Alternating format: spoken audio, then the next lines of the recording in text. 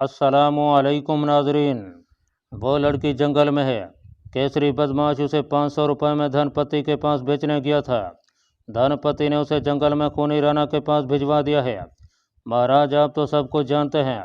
धनपति का खूनी राणा से याराना है और उससे बड़े फायदे हासिल करता है। राणा खूनी की हेबत से तो जंगल के दरख्त भी कांपते हैं।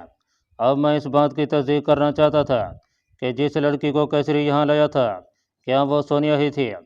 मैंने चंदू के सर के बालों को पकड़कर पीछे धक्का दिया और गुस्से में कहा, मूर्ख, तू बुज़दिल है, तो कुछ नहीं कर सकता। अब जो हम सवाल करेंगे उसका ठीक ठीक जवाब दे। पूछे महाराज।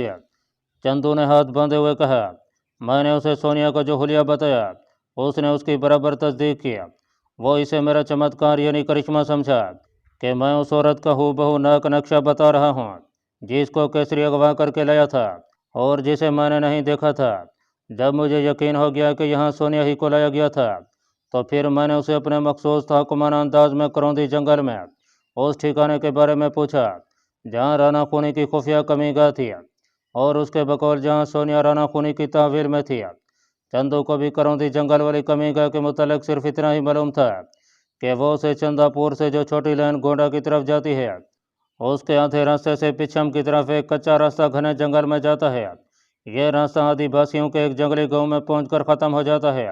उससे आगे जंगल का खतरनाक इलाका शुरू होता है जहां पहाड़ी है, वैरान संगलाख, टेकरियां, आबशारें, गहरी खड्डें और हजारों बरस पुराने गार हैं।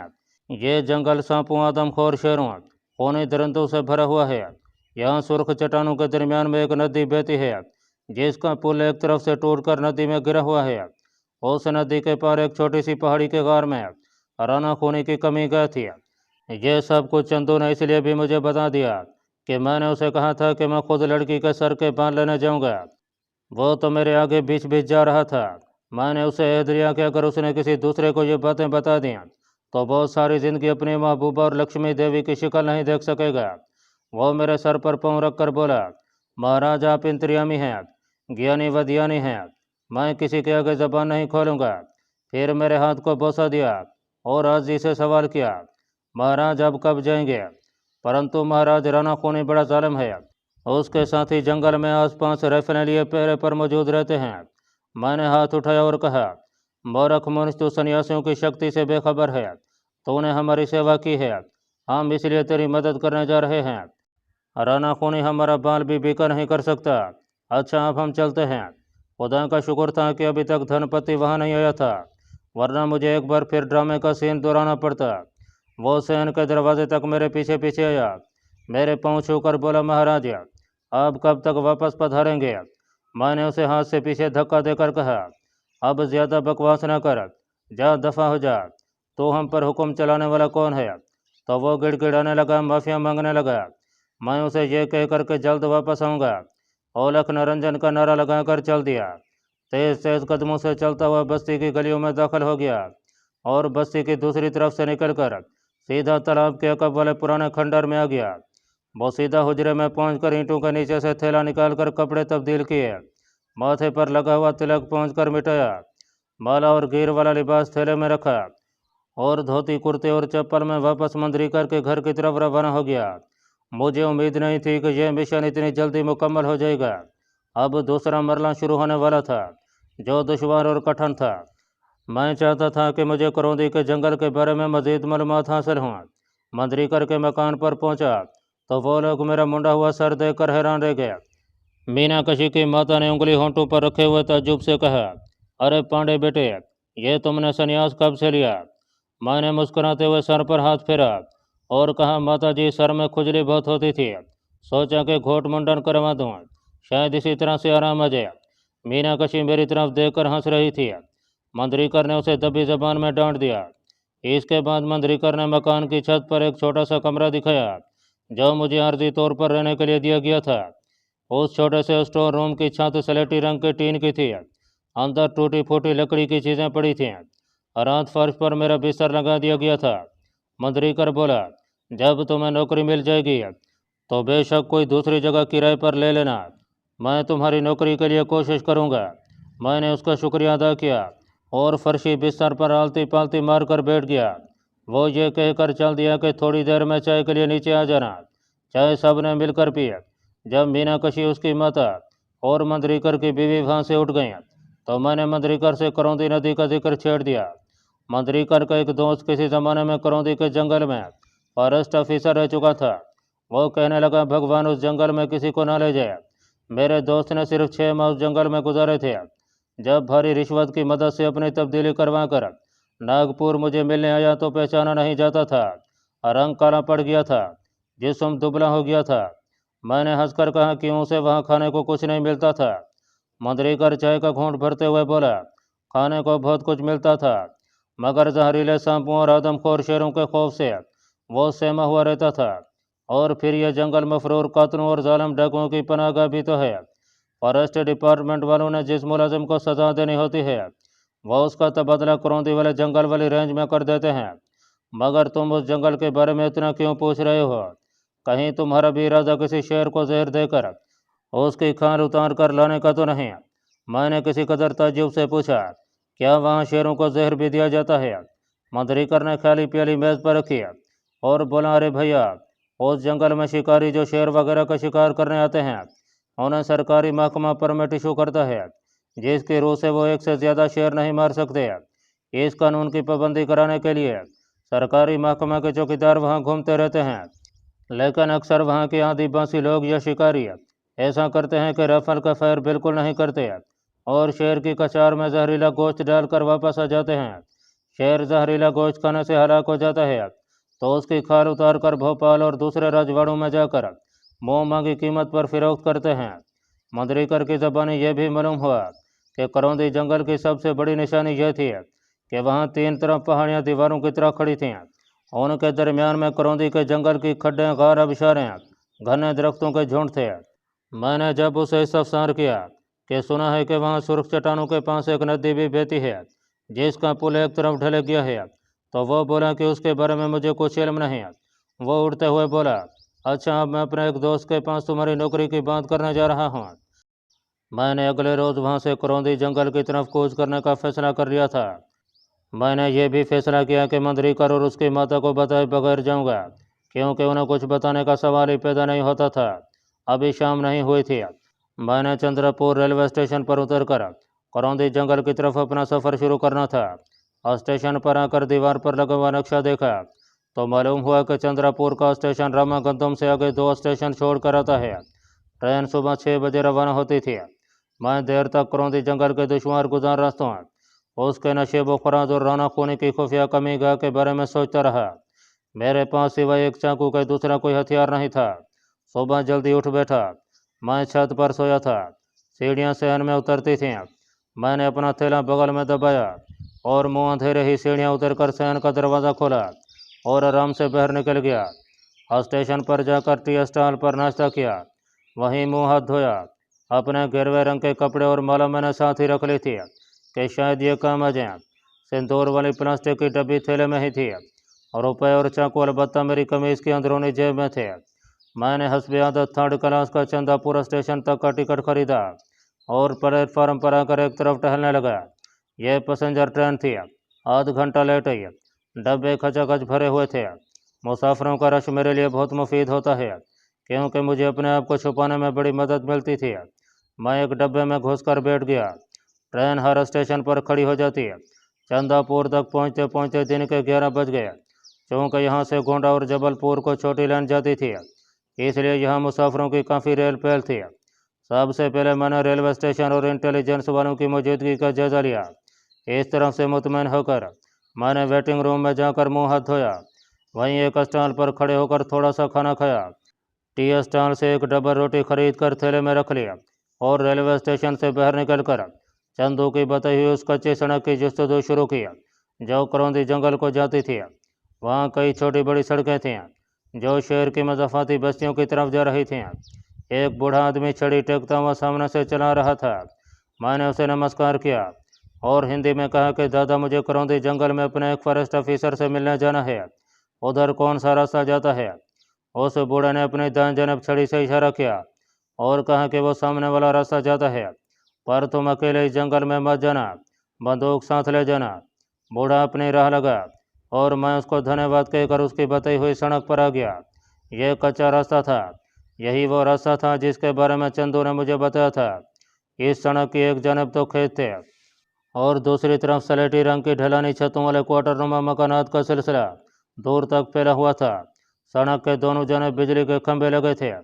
मैं सड़क के किनारे खामोशी से चला जा रहा था और अपने अंदाज से यह जाहिर करने की कोशिश कर रहा था कि यह सारा इलाका मेरा देखा भला हुआ है और मैं कोई अजनबी नहीं हूँ। रास्ते में एक गंदा नाला भी आया। उसके पार आबादी के मकान ख़त्म हो गए। खेतों में ढोर डंगर चरते नजर आ रहे थे। यहाँ ज़्यादातर धान के खेत थे और बीच में संगला ऊंची नीची ज़मीन के टुकड़े भी आ जाते थे। दूर और कुछ कुछ फासले पर अब मुझे दरख्तों की कतारें दिखाई देने लगी थीं जो शुमाल की तरफ पीछे को चली गई थीं। यकीनन यही वह जंगल था जो इस वक्त मेरी मंजिल थी। दाएं बाएं दरख्तों के झुंड आने लगे। मजीद आधा घंटा चलने के बाद मैं घने दरख्तों की ऊंची दीवार के पास पहुंच गया। पगड़ नदी यहाँ से जंगल में दाखिल हो जाती थी। मैंने अल्लाह का नाम लिया और जंगल में दाखिल हो गया। यहाँ से जंगल ज़्यादा घना नहीं था। महागनी और सार के दरख्त फासले फासले पर खड़े थे। उनके झाड़ इतने गुंजान और फैले हुए थे कि जैसे एक छात सी तनी हुई हो। मैं पगड़ नदी पर चला ही जा रहा था। जब मैं काफ़ी दूर निकल आया तो रुक गया। इर्द गिर्द का जायजा लिया। फिजा खामोश थी। कभी कभी किसी परिंदे के बोलने की आवाज़ आ जाती थी। पगड़ नदी से हटकर मुझे एक दरख्त नजर आया जो सूख चुका था। उसके तने में ज़मीन के अंदर एक गड्ढा सा बन गया था। मैंने करीब आकर देखा। गड्ढे में झाड़ झनकार की भरमार थी। यहाँ मैंने इत्मीनान से बैठकर अपने कपड़े तब्दील किए और एक बार फिर अपना हुलिया साधु सन्यासी का बना लिया। माथे पर तिलक लगाया, गले में मालाएं पहन ली, पाँव में चप्पल ही रहने दिए। धोती कुर्ते को थैले में ठोंस कर थैले को गड्ढे में खुश्क पत्तों के नीचे छुपा दिया और बिस्मिल्लाह पढ़कर एक पकड़ नदी पर चल निकला। उस पकड़ नदी को आदिवासियों के एक गाँव में जाकर ख़त्म हो जाना था। अब मुझे उस आदिवासी गाँव का इंतज़ार था। अभी तक जंगल में किसी जानब से मुझे किसी जंगली जानवर की आवाज़ सुनाई नहीं दी थी। वैसे अभी जंगल ज़्यादा घना भी नहीं हुआ था। पगड़ नदी दरख्तों के बीच में कभी दाएं और कभी बाएं मुड़ जाती थी। यह पगड़ नदी ज़रा ऊंचाई में जाकर नीचे नशे में उतरी तो मुझे ऊंचे नीचे दरख्तों के बीच में साथ साथ बनी हुई घास फूस की कुछ झोपड़ियाँ नजर आईं। ज़रूर यही आदिवासियों का गाँव था। आप साधु संन्यासों के भेष में हों तो इंडिया के शहरों और रियासत में आपको किसी किस्म की तकलीफ का सामना नहीं करना पड़ता। हिंदू लोग चाहे वो किसी फ़िरके से ताल्लुक़ रखते हों, साधु संन्यासों की खिदमत करना अपना धर्म समझते हैं। खून या शाम डाकू तक उन्हें नुकसान पहुंचाने का तस्वुर भी नहीं कर सकते। इसलिए मैंने ये बहरूप भरा था। गांव के करीब पहुंचकर मैंने ओ लखना रंजन का नारा बुलंद किया। झोंपड़ियों की तरफ से किसी कुत्ते के ज़ोर ज़ोर से भौंकने की आवाज़ें आने लगीं। फिर कुछ नीम बरहाना आदिवासी दरख्तों के नीचे से निकलकर झोंपड़ियों के सामने आ गया और जिधर से मैं चला रहा था उधर तकने लगे। एक आदिवासी के हाथ में डाह था जो तलवार से ज़्यादा कांटदार और मोलक होता है। मैंने उनके करीब जाकर एक ज़बरदस्त नारा लगाया, ओ लखना रंजन, और हाथ ऊपर उठाकर जैसे उन्हें आशीर्वाद दिया और तमिल ज़बान में बड़े रौबदार लहजे में कहा, विष्णु भगवान और काली माता तुम पर मेहरबान हो। हम विष्णु के पुजारी हैं। जंगल में घूम फिर कर भगवान की लीला देखते हैं। जिस आदिवासी के हाथ में डाह था उसने डाह जमीन पर रख दिया। सब ने हाथ बांध लिए। उनकी कुछ औरतें लहंगे और कुर्तियाँ पहने झोंपड़ियों से निकल कर आईं और हाथ बांध कर खड़ी हो गईं। उन सब के रंग सियाह थे। मुझे मालूम था कि आंध्र प्रदेश के घने जंगलों में आदिवासी तमिल और तेलुगु ज़बान बोलते हैं। तेलुगु मैं रवानी से नहीं बोल सकता था, जबकि तमिल पर मुझे काफ़ी अबूर हो गया था। इन बेचारों ने फ़ौरन ज़मीन पर हिरन की खाल बिछा दिया। मैं उस पर ज्ञानी दियानी साधियों की तरह आलती पालती मार कर बैठ गया। एक औरत ने फ़ौरन मेरे आगे केले के पत्तों को फैलाया। दूसरी औरत झोंपड़ियों से मेरे लिए कुछ जर्द केले और उबले हुए मोटे चावल ले आई। यह सब कुछ उसने केले के पत्तों पर रख दिया।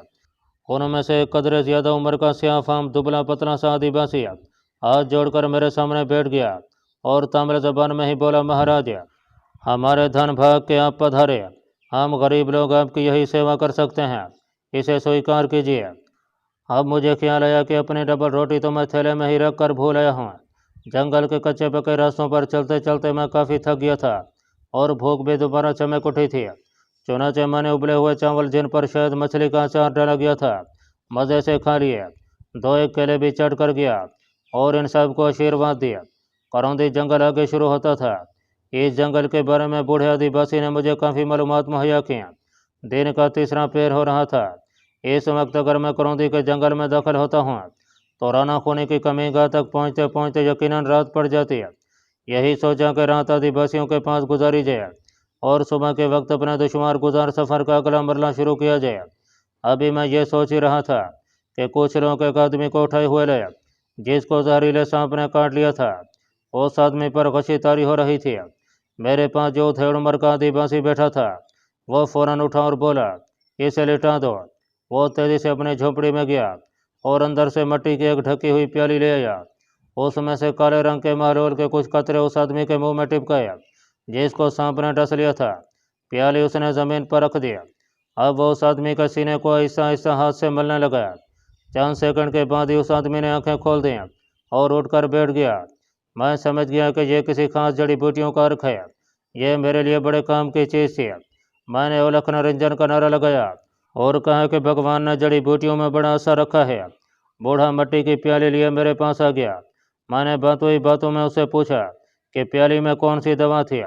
उसने बताया कि वो किसी जड़ी बूटी का अर्क था जो तराई के गहरे खड्डों में उगती है। फिर वह झोंपड़ी के अंदर गया और मिसवाक की तरह की एक सूखी हुई छड़ी लाकर मुझे दिखाई। ये वो बूटी है महाराज। मैंने झट से कहा, हाँ हाँ, मैं इन तमाम जड़ी बूटियों को जानता हूँ। यह जड़ी बूटियाँ हमारी सेवक हैं, लेकिन मैंने इसे वो बूटी लेकर अपने पास ही रख लिया। आगे जंगल जहरीले सांपों से भरा हुआ था और मुझे इस बूटी की ज़रूरत पड़ सकती थी। जब रात हो गई तो आदिवासियों ने झोंपड़ियों के आगे अलाव रोशन कर दिया और ढोल की थाप पर उसके गिर्द उनकी औरतें और मर्द रक्स करने लगे। मिट्टी के घड़े में से वो ताड़ी निकाल कर पी रहे थे और वल्हाना रक्स कर रहे थे। जंगल रक्स और ताड़ी हजारों बरसों से ये चीज़ें उनकी साथी चली आ रही थीं। रात को मेरे लिए उन्होंने झोंपड़े के बाहर बांस की एक खाट पर हिरन की खाल बिछा दिया और पासी हल्की हल्की सी धुनी लगा दिया ताकि मच्छर तंग न करें।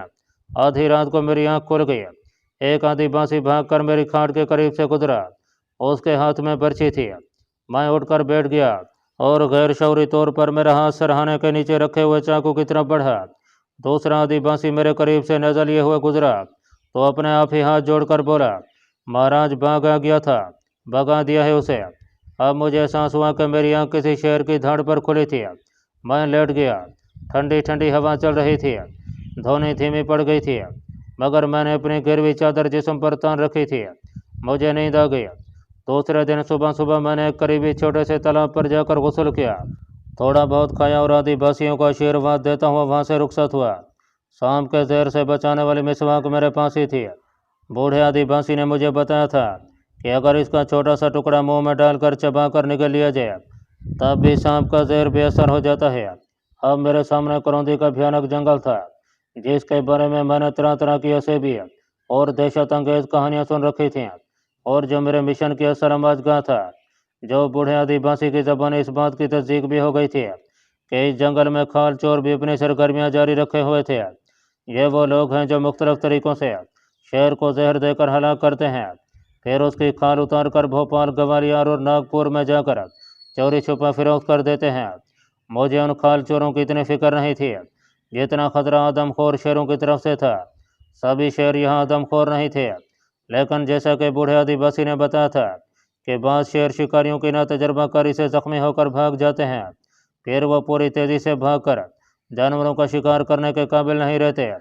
चुनाचे इक्का दुक्का इंसानों पर हमलावर होकर उन्हें हड़प करके अपने पेट की आग बुझाते हैं। और ये तो सभी जानते हैं कि शेर को जब एक बार इंसान के खून की बू लग जाए तो फिर वो इंसान ही को ढूंढकर अपना तरने वाला बनाता है।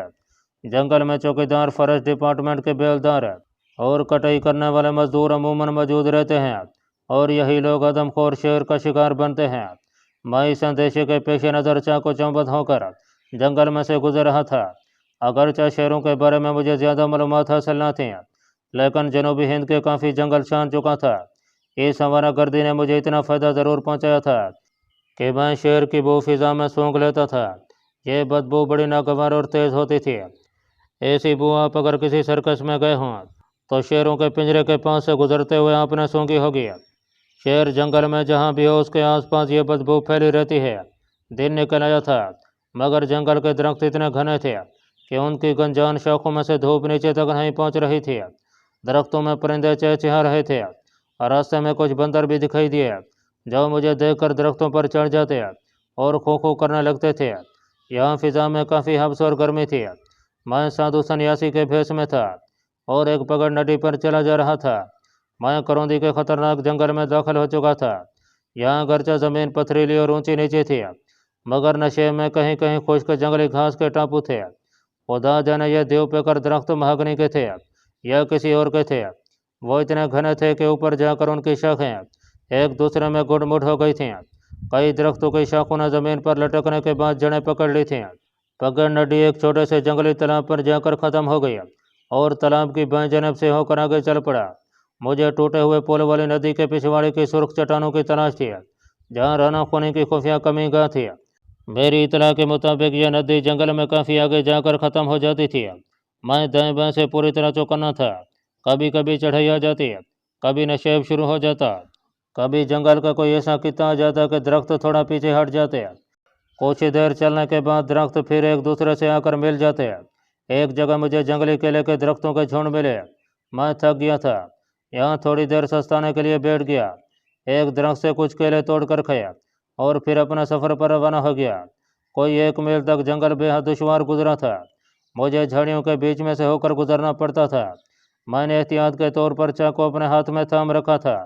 दुश्वार गुजार जंगल कदरे छदरा हुआ तो अचानक सामने एक तालाब नजर आया, जिस पर सब्ज रंग की कई की तह बिछी हुई थी।